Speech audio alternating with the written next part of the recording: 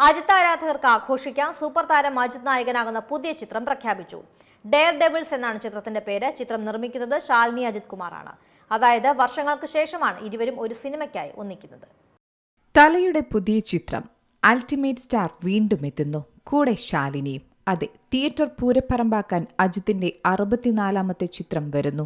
അജിത്ത് ആരാധകർക്ക് ആഘോഷിക്കാൻ പറ്റുന്ന ഒരു വക തന്നെയാണ് അണിയറയിൽ ഒരുങ്ങുന്നത്. തമിഴകം സ്നേഹത്തോടെ തലയെന്ന് വിളിക്കുമെങ്കിലും ഏവരുടെയും ഹൃദയത്തിലാണ് എന്നും അജിത് കുമാറിന്റെ സ്ഥാനം. ദീന എന്ന സിനിമയിലെ കഥാപാത്രത്തിന്റെ ചെല്ലപ്പേരാണ് അജിത്തിന് തലയെന്ന പേര് സമ്മാനിച്ചത്. ആ പേര് അന്നും ഇന്നും ജനങ്ങൾ ഏറ്റെടുത്ത് സ്വീകരിച്ചു കഴിഞ്ഞു. തുടക്കകാലത്ത് അജിത്ത് കുറേയധികം സിനിമകളിൽ അഭിനയിച്ചിരുന്നു.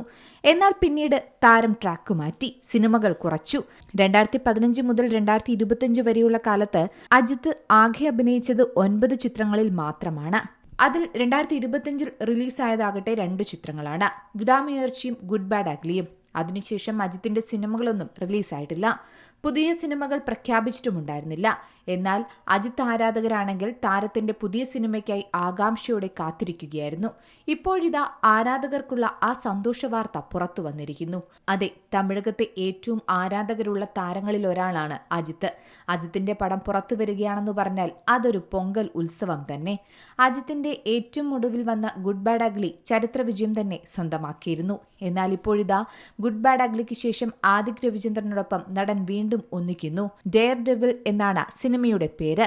എന്നാൽ സിനിമയെ പോലെ തന്നെ അതിശയിപ്പിക്കുന്ന മറ്റൊരു കാര്യം അജിത്തിന്റെ സിനിമയുടെ നിർമ്മാതാവ് തന്നെയാണ്. അതെ, ശാലിനി അജിത് കുമാറാണ് ഈ ചിത്രം നിർമ്മിക്കുന്നത്. സിനിമയ്ക്ക് സംഗീതം നൽകുന്നത് അനിരുദ്ധ് രവിചന്ദ്രനാണ്. സിനിമ തൂത്തുക്കുടി പശ്ചാത്തലമാക്കിയുള്ള ഒരു റൂറൽ ഡ്രാമയിലായിരിക്കും ഒരുക്കുന്നതെന്നാണ് റിപ്പോർട്ട്. എന്തായാലും അജിത്ത് ആരാധകർക്ക് ആഘോഷിക്കാൻ അടിപൊളി ചിത്രമായിരിക്കും വരുന്നതെന്ന് ഉറപ്പിക്കാം. ഇതിനു മുമ്പ് പുറത്തിറങ്ങിയ ചിത്രം ഗുഡ് ബാഡ് അഗ്ലിയായിരുന്നു. തൃശ്യയായിരുന്നു ചിത്രത്തിലെ നായിക. 212 കോടിയാണ് ചിത്രം ആകെ ഗ്രോസ് കളക്ഷൻ സ്വന്തമാക്കിയത്.